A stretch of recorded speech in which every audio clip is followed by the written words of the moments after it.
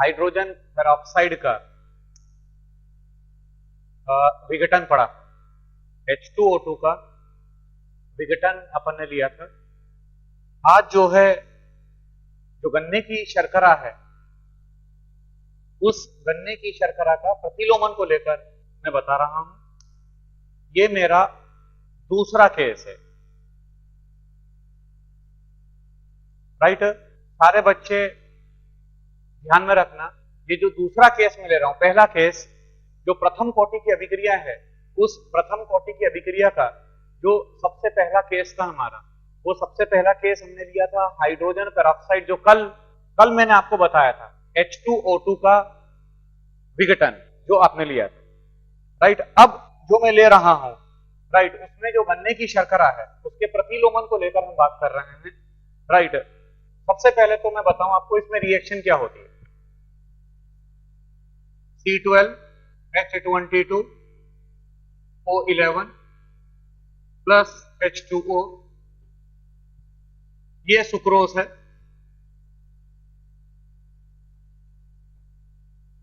और यहां हमारे को मिलेगा C6 H12 O6 plus C6 H12 O6,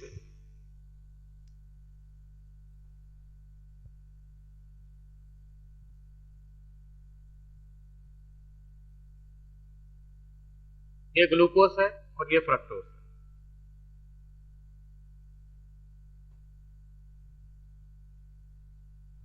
right. अब यहां पर ये जो अभिक्रिया आपके सामने लिखी गई है, बच्चों जो चीज मैं बताने जा रहा हूं वो टफ है, थोड़ा सा टफ है, राइट। इसलिए बिल्कुल ध्यानपूर्वक मेरी बात को सुनिएगा। इस केस पर हम बाद में आएंगे, इस केस पर हम बाद में आएंगे। पहले मैं आपको एक दूसरा सिंपल केस ले रहा हूं कि मान लो कि कोई एक अभिक्रिया है, A से B प्लस C बनता है, A से B प्लस C का निर्माण होता है, giving B plus C, right. अब यहां पर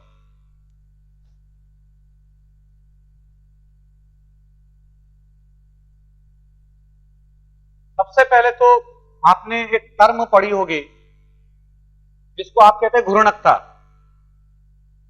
रोटेशन। जो कुछ हमारे पास ऐसे यौगिक होते हैं,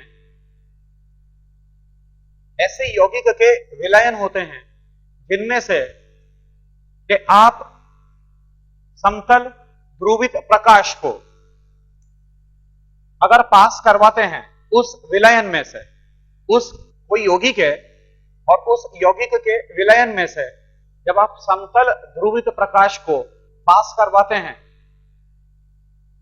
तो जो प्रकाश है वो या तो दाएं हाथ की तरफ मुड़ता है, प्रकाश जो है वो या तो दाएं हाथ की तरफ मुड़ता है इस तरीके से, या फिर लेफ्ट हैंड साइड की तरफ मुड़ता है, बाएं हाथ की तरफ मुड़ता है, राइट। इस तरह का जो प्रकाश का ध्रुवण होता है, राइट, इसको कहते हो आप ऑप्टिकल रोटेशन, इसको कहते हैं ऑप्टिकल एक्टिविटी, राइट। बिल्कुल ध्यानपूर्वक मेरी बात को सुनिएगा, चीजें जो है वो थोड़ी सी कॉम्प्लेक्स है।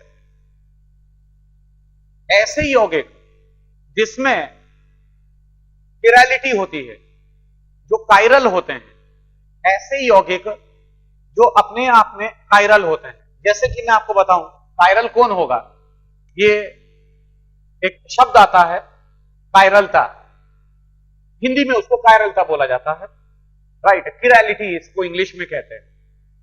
तो कोई कार्बन कायरल कब होगा? कोई कार्बन कायरल तब होता है जब उसके चारों तरफ कार्बन है, उसके चारों तरफ जो ग्रुप लगे हुए हैं वह सारे के सारे ग्रुप अलग अलग,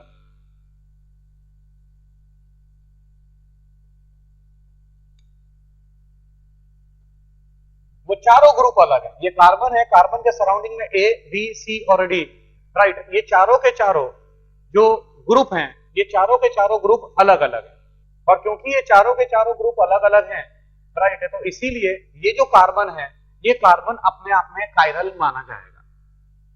मतलब कि अगर मान लीजिए कि ये जो यौगिक है आपके पास, ये जो यौगिक है, इस यौगिक का अगर हम एक विलयन तैयार करें और उस विलयन में से समतल ध्रुवित प्रकाश को, प्लेन पोलराइज्ड लाइट को अगर आप पास करवाते हो, मान लीजिए कि ये एक टेस्ट ट्यूब है, एक काम करते हैं, ऐसे समझो आप कि ये मान लीजिए ये जो यौगिक है, इस यौगिक का आपने विलयन तैयार किया, ये विलयन है यौगिक का। अब मान लो कि ये जो विलयन है इस यौगिक का, इसमें से अगर मान लीजिए कि आप समतल ध्रुवित प्रकाश को पास करवाते हैं, समतल ध्रुवित प्रकाश को अगर आप पास करवाते हैं, तो जो लाइट है, वो जो लाइट है, जो समतल ध्रुवित प्रकाश है, जिसको कि आप कहते हैं प्लेन पोलराइज्ड लाइट, तो जो प्लेन पोलराइज्ड लाइट है या तो वो राइट की तरफ घूमती है या प्लेन पोलराइज्ड लाइट लेफ्ट की तरफ घूमती है। ये देखिए राइट की तरफ मैंने घुमा दिया। अगर आप ऐसे लाइट को पास करवा रहे हैं, प्लेन पोलराइज्ड लाइट है, अब ये जो प्लेन पोलराइज्ड लाइट जब घुसी अंदर इस विलयन में जाएगी, तो जैसे जैसे विलयन में जाएगी, राइट, वो या तो सीधे हाथ की तरफ, दाएं हाथ की तरफ मुड़ने लगेगी या फिर वो बाएं हाथ की तरफ मुड़ने लगेगी, राइट, और अल्टीमेटली वो पूरी तरीके से मतलब या तो सीधे हाथ की तरफ घूमती हुई मिल जाएगी आपको, बाहर निकल जाएगी, राइट, यहां से घुसी वो लाइट, और जब वो यहां से घुसी तो यहां से जो लाइट मिलेगी हो सकता है वो सीधे हाथ की तरफ घूमी हुई हो या फिर वो लेफ्ट हैंड तरफ घूमी हुई हो। समझे आप मेरी बात को ना, राइट। तो ये जो है इसको जो कहते हो आप, this is called as optical rotation, right, ध्रुवित घूर्णकता इसको कहा जाता है, राइट। अब यहां पर ये कायरलता, ये ध्यान में रखना कि ये जो कार्बन है, इस कार्बन को आप कायरल कहते हैं, ये अपने आप में एक कायरल कार्बन है। कायरल कार्बन उसे कहते हैं जब उसके चारों ग्रुप, आप अच्छी तरीके से जानते हैं कि जो कार्बन होता है, राइट, वो टेट्रावेलेंट होता है, चतुर्फलकीय होता है, चतुष्फलकीय होता है, और क्योंकि कार्बन जो है वो चतुष्फलकीय होता है, राइट, इसीलिए जो चारों ग्रुप हैं, मैं ये तो नहीं कह सकता 3 ग्रुप, राइट, चारों ग्रुप की बात कर रहा हूं मैं। अगर जो चारों ग्रुप लगे हुए हैं कार्बन के सराउंडिंग में, जो चारों ग्रुप लगे हुए हैं, अगर वो चारों के चारों ग्रुप मान लो या परमाणु कह लो, राइट, जो चारों के चारों परमाणु लगे हुए हैं, अगर वो चारों के चारों परमाणु अलग हैं, अगर चारों के चारों परमाणु अलग हैं, तो वह जो कार्बन है वो फिर कायरलता शो करता है, वो कायरलता शो करेगा। इसका मतलब ये है कि जब समतल ध्रुवित प्रकाश को आप उसके अंदर से पास करवाते हैं, राइट, तो वो जो प्रकाश है जो पहले समतल था, जो बिल्कुल सीधा था, बराबर है, प्लेन पोलराइज्ड लाइट थी, राइट, तो जब आप उसमें से पास करवाते हैं तो या तो ये प्रकाश सीधे हाथ की तरफ मुड़ जाता है, दाएं हाथ की तरफ घूमता है, या फिर लेफ्ट हैंड तरफ घूमता है, राइट। दिस प्रॉपर्टी, ये जिन यौगिकों की ये प्रॉपर्टी होती है, उन यौगिकों को ऑप्टिकली एक्टिव कहा जाता है। ऑप्टिकली एक्टिव से मतलब ये हुआ कि वह सक्रिय माने जाते हैं, ऑप्टिकली सक्रिय माने जाते हैं, बराबर है, क्यों? क्योंकि वह प्रकाश का घूर्णन करते हैं, रोटेशन करते हैं। अगर मतलब समतल प्रकाश को अगर आप पास करवाते हो तो उसका वो घूर्णन करेंगे, राइट, उसको रोटेट करेंगे, जो समतल ध्रुवित प्रकाश है, राइट, उसको रोटेट कर देंगे। प्लेन पोलराइज्ड लाइट जो है, राइट, वो घूम जाती है, राइट, यहां तक आपको समझ में आया होगा।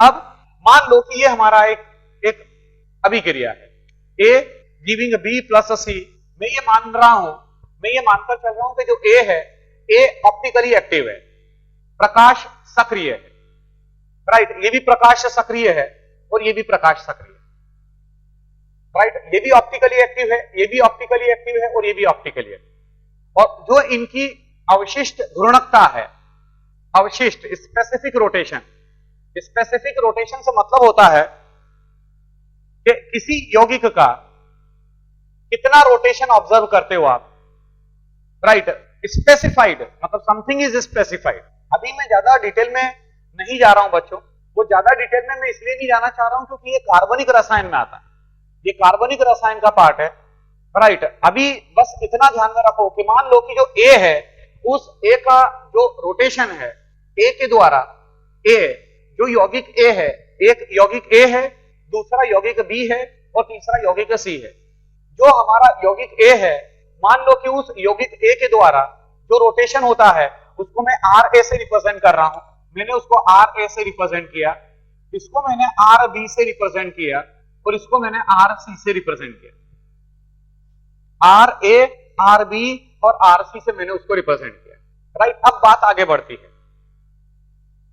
अब जो कैपिटल ए है, मान लो उसके शुरुआत में मोल्स ए हैं, अब ये रिएक्ट करता है या ये टूटता है, ए गिविंग बी प्लस सी में टूटता है। तो जिस समय ए बी और सी के अंदर टूटता है, राइट, उसका विघटन होता है, उसका जो वियोजन होता है, राइट, मान लो वो एक्स है, ए मोल लिए थे आपने और ए में से एक्स टूट गया। तो जब ए में से एक्स टूट गया, इट मींस यहां पर कितना बच गया, ए माइनस एक्स बच गया, राइट। यहां पर ये एक्स बन गया और यहां पर ये एक्स बन चुका है, राइट। शुरुआत में, आरंभ में जो कैपिटल ए था, जो बड़ा ए था, उसके मोलों की संख्या आपने छोटा ए लिया है, आपने स्मॉल ए लिया है। अब जब ए का वियोजन हुआ, ए का वियोजन आपने बी और सी के अंदर करवाया, तो जिस समय ए का वियोजन आपने करवाया बी और सी के अंदर, तो मान लो कि एक्स मोल वियोजित होते हैं। तो जब एक्स मोल वियोजित होते हैं, राइट, तो ये ए माइनस एक्स बच जाएगा, यहां पर ये एक्स बनेगा और यहां पर ये एक्स बनेगा, ए माइनस एक्स, यहां पर ये एक्स और यहां पर ये एक्स हो जाएगा, राइट। अब बात आगे बढ़ती है। अगर मैं आपसे ये पूछूं, अच्छा ये भी ध्यान में रखना कि मान लो जो आरंभिक रोटेशन है, आरंभिक जो घूर्णकता है, रोटेशन मतलब घूर्णकता, बराबर। जैसे अर्थ होती है, पृथ्वी है, पृथ्वी जो है वो रोटेट करती है, उसका घूर्णन होता है, पृथ्वी का घूर्णन माना जाता है, राइट। अपने एक्सिस पर, अपने अक्ष के ऊपर जो पृथ्वी है वो घूर्णन करती है। तो मैं यहां पर क्या मान रहा हूं कि जीरो समय के ऊपर, टाइम जीरो के ऊपर मान लो जो रोटेशन है वह r0 है, टाइम t पर रोटेशन rt है, और इनफाइनाइट टाइम पर, अनंत काल पर, इनफाइनाइट समय पर, अनंत समय पर जो रोटेशन है वो r इंफिनिटी।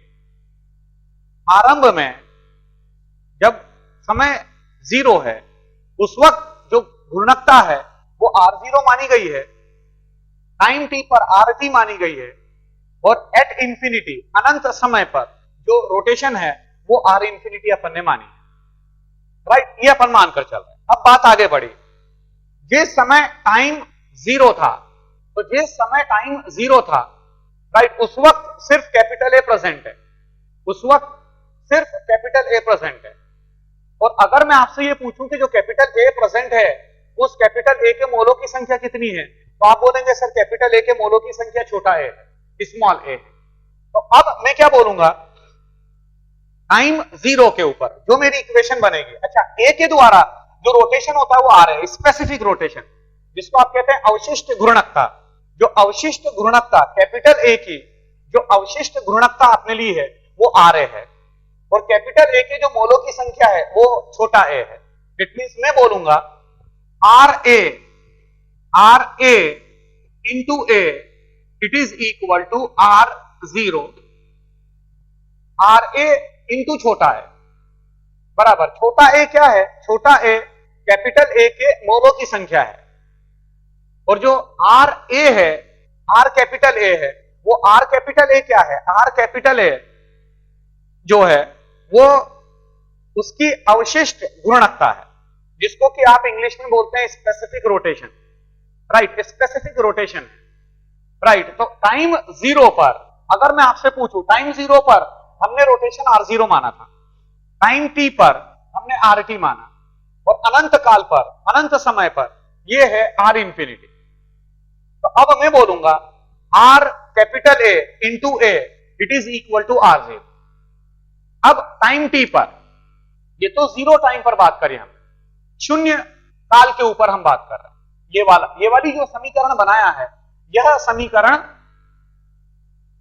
जीरो शून्य काल के ऊपर, राइट। अब वक्त बढ़ता है, टाइम निकलता है, और जब टाइम निकलता है तो जो कैपिटल ए है वह कैपिटल ए का वियोजन होने लगेगा बी और सी के अंदर।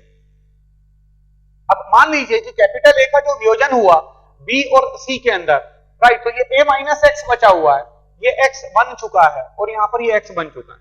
इट मींस मैं बोलूंगा a माइनस एक्स, मैं बोलूंगा a minus x into R A plus x into R B plus x into are c is equal to R T.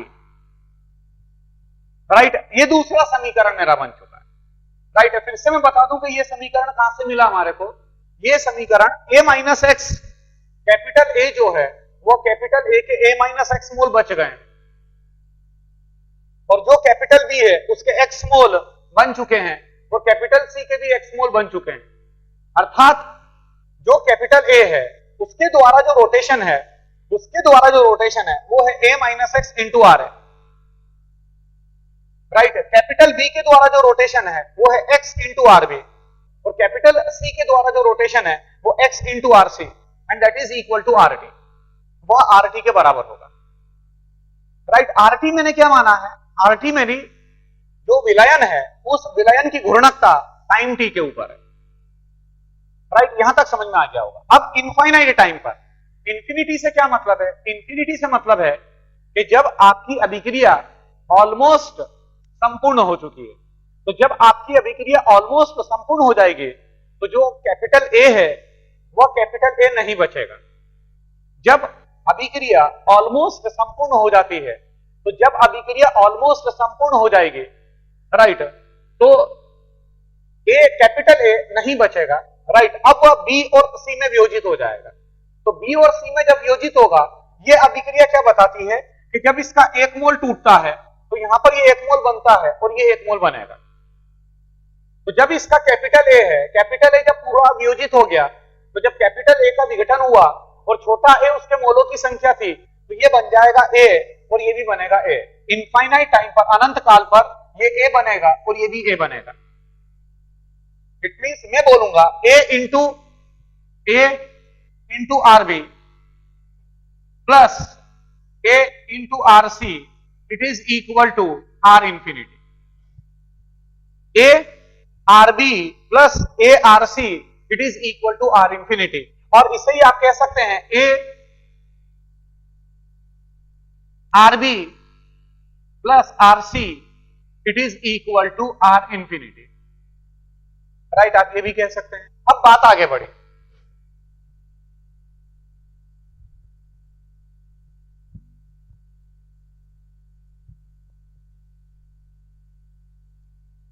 ये मैं नेम कर रहा हूं, यहां पर ये समीकरण एक मान लो, ये समीकरण 1 हो गया।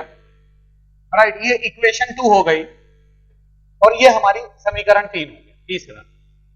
राइट, अब अगर मैं समीकरण 2 को देखूं, समीकरण 2 को हम इस तरीके से भी लिख सकते हैं, ए इंटू आर ए। इसको मैं थोड़ा इधर लिख रहा हूं क्योंकि वहां जगह नहीं है। फिर जो समीकरण दूसरा वाला है उसको मैं ऐसे लिख सकता हूं, A into R A minus x into R A plus x into R B plus x into are C, it is equal to R T.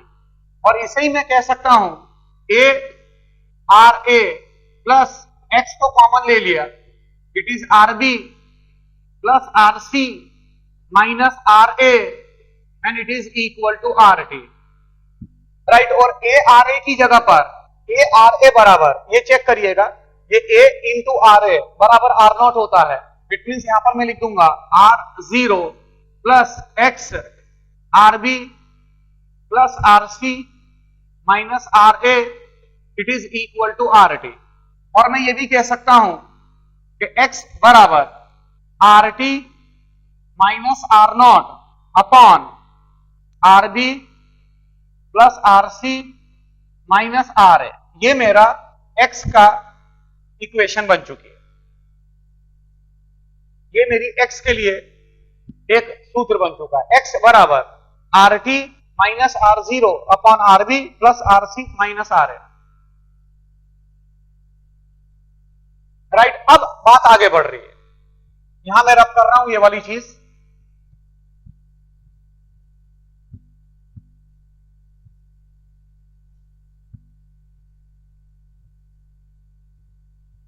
अब देखिएगा, जो हमारा ये समीकरण जो 2 था, उस समीकरण 2 का हमने एनालिसिस परफॉर्म किया। जो समीकरण 2 था, उस समीकरण 2 का आपने यहां पर ये इस तरीके से आपने लिखा है, राइट। अब मैं क्या कर रहा हूं, समीकरण 1 को समीकरण 3 में से ऋण करिए, उसको सब्ट्रैक्ट करिए। समीकरण 1 को समीकरण 3 में से सब्ट्रैक्ट करिए, राइट। ये मेरा जब मैं करूंगा तो ये मिल जाएगा मेरे को a R B plus are c is equal to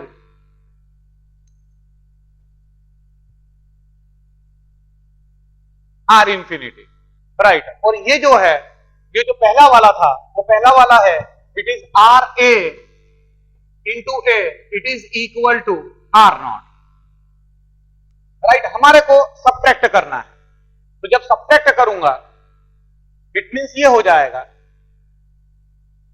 हमारे को चाहिए r B plus R C minus are a, right. तो अब हमने सब्ट्रैक्ट किया, तो जिस समय आप इसको सब्ट्रैक्ट करेंगे इट मींस ये हो जाएगा ए आर बी, ये माइनस करा, यहां पर ये माइनस का चिन्ह आ गया, a R B plus A R C minus are a a is equal to are infinity minus are naught. Check कर लीजिएगा। और ए को अगर आप कॉमन ले लेते हैं, तो ए को अगर आप कॉमन लेंगे तो ये हो जाएगा R B plus R C minus R A, it is equal to are infinity minus are naught.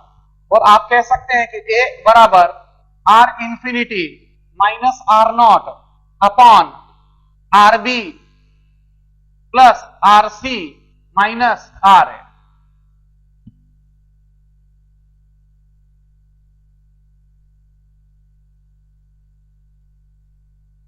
Right. A R B plus are C it is equal to are infinity और R A is this much, right right. अब यहां पर check करिएगा, ये ए का समीकरण है और वो एक्स का समीकरण, ये हमारा ए का समीकरण है और ये हमारा एक्स का समीकरण है। चेक कर लीजिएगा प्रॉपरली।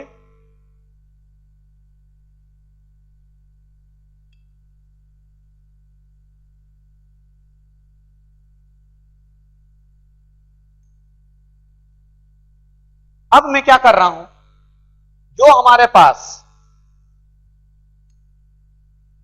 ये मैं तीनों रब कर रहा हूं, या रहने दीजिए इसको यहां इस तरीके से, इसको रहने दीजिए।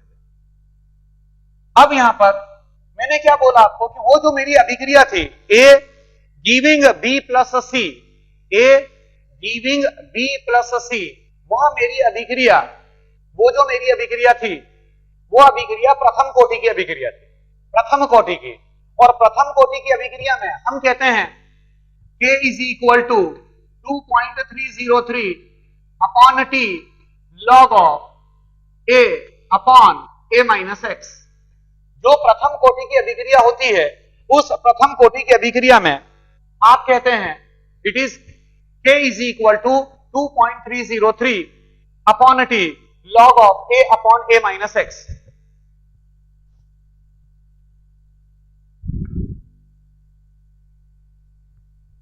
तो अब यहां पर जो a और x का मान आपने लिया है, जो a और x का मान लिया है, उसको हम एज इट इज पुट कर रहे हैं, राइट। इट मींस मैं बोलूंगा k is equal to 2.303 upon T, it is log of a का मान यहां से मिल जाएगा हमारे को, a बराबर r infinity minus are naught upon R B plus R C minus are a, right. ये हमारा ए आ चुका है, राइट। और नीचे है हमारा ए माइनस एक्स, मतलब ए माइनस एक्स अब मैं कर रहा हूं आपके सामने, देखो थोड़ा बड़ा है, राइट। एक ही जगह पर मैंने लिखा r infinity minus are naught upon R B plus R C minus are a, right. और जो यहां पर है वो ए माइनस एक्स है, तो अगेन मैंने लिखा r infinity minus are naught upon R B plus R C minus R A minus x.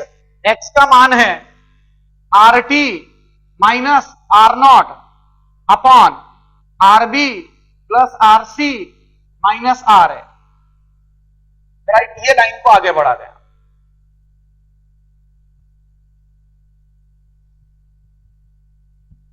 K is equal to 2.303 upon t log of r infinity minus r naught upon rb plus rc minus r है, और ये हो गया।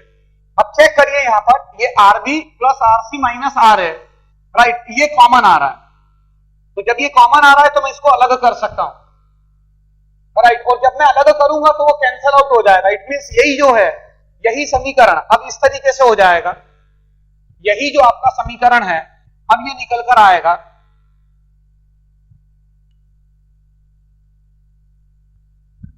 ये आएगा K is equal to 2.303 upon T log of r infinity minus r naught upon r infinity minus r naught minus R T plus R naught, right. ये R naught से R naught cancel out हो जाएगा।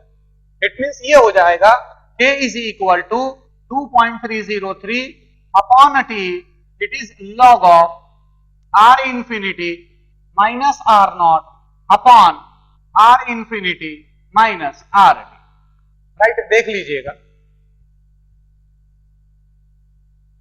K is equal to 2.303 upon t log of r infinity minus r naught upon r infinity minus r t। ये हमारा मतलब ये किस equation में बनेगा, ये जो है हमारा, ये हमारा एक